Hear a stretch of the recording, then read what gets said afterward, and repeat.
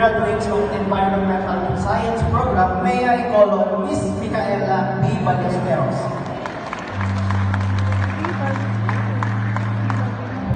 Good afternoon, PH and everyone. Allow me to tell my college story entitled My Sweet Success. It took me 6 long years to get this degree. Why? Let me tell you my story. This course wasn't my first choice, nor my second. In fact, it wasn't my choice at all. It was an unplanned degree. Originally, this program was meant to be just 2 years here in Isu Etxague before transitioning to Isu Cabagan. It was simply the very last bachelor's degree that popped up on my portal. I grabbed it with massive hesitation, yet, looking back, God had a purpose for that hesitation. That unplanned path was His plan all along to bring me to this exact stage, speaking in front of you all today. I started my freshman year during the 2020-2021 pandemic, navigating online classes. My second year followed the same routine. But during the second semester of my sophomore came my first plot twist. My sister got pregnant. You might wonder why she including her sister in testimonial. It is because my ate has been the one supporting my education since I was in elementary school. And if you're wondering, nasaan yung parents niya? I do have my parents, but they separated when I was young. And my papa had the disability. He was deaf and could barely understand certain things. But back to my sister, when she got pregnant, she told our cousin, Manang Janitib, that she could no longer financially support my studies. And when my Manang Jan asked me if I was okay, I told her, Manang, okay lang, ang trabaho ng lantan, ito na makaorong na nagsuli ng tuloy school. But deep inside, I was shattered. As a passionate student who was willing to learn and desperate to graduate, I cried myself to sleep at night, but in the middle of those tears, I prayed and I told God, sana merong magsuporta sa akin. I finished my online classes at my cousin's house in Solano, Nueva Vizcaya and went back to Etxague to find work and apply everywhere. I got a job, but I wasn't ready for it. Then God answered my prayers through another plot twist. Manang Janitib called me and said, umuwi ka na sa Etxague, mag-enroll ka na ulit sa ISU. Kami na ang magpapaaral sa iyo. That completely lit up my life. I knew right then that God was making a way. I went back and took the Bachelor of Science in Agriculture as a 2-year irregular student from 2022 to 2024. I learned so much, found unforgettable friends, and gained amazing professors. Then came another plot twist.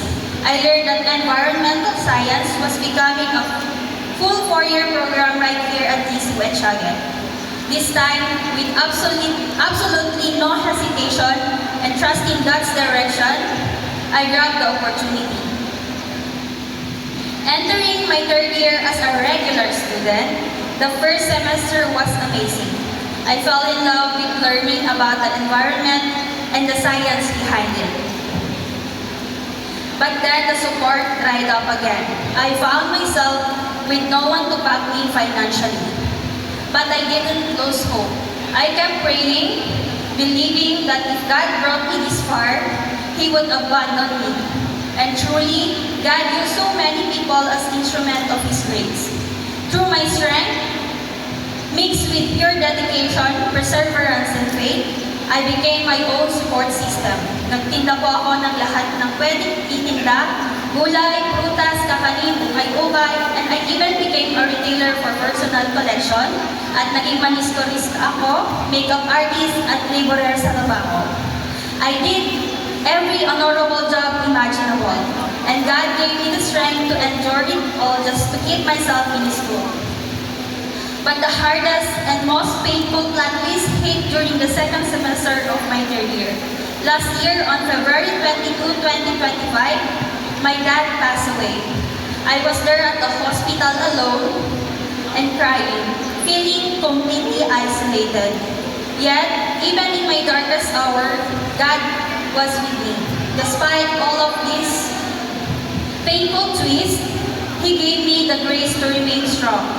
Through the tears, the sweat, and the grief, I survived. And today, by the power of God's grace, I'm officially finishing this degree, Bachelor of Science in Environmental Science. Every single plot twist was not a roadblock. It was a stepping stone designed by God. I stand before you today with no medals, no Latin honors, and no special awards, but with a heart full of pure dedication, hard work, and a testimony of God's faithfulness.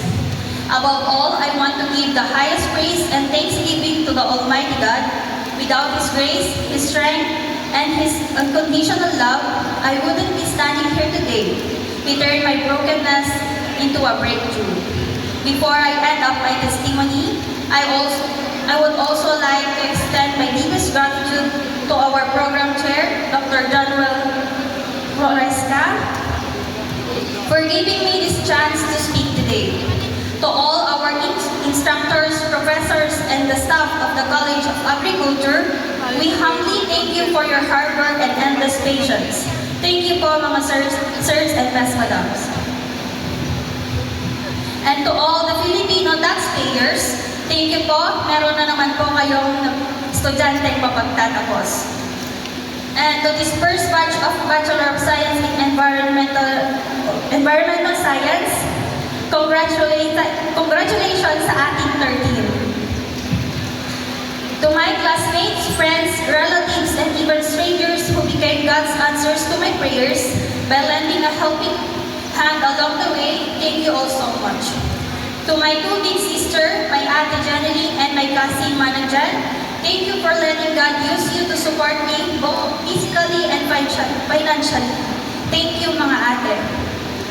And to my bebe guest, Marvin Badua, registered artist, thank you for loving, helping, and supporting me. Parehas na tayong degree holder. Thank you, love, and I would like to thank his family Badua, for supporting me. And to my mama, I know you are more than proud of your bunso. Thank you for your silent sacrifices. Sa wakas, meron ka ng anak na degree holder. I love you, mama. And to my Papa in heaven, I know you are bragging me about niya up there, sitting next to our Creator. Thank you, Papa, and I miss you every day. Lastly, I want to thank myself. Thank you for holding on to your faith, not giving up despite every single storm you encounter. I hope you remain even stronger on your next journey, always walking with God.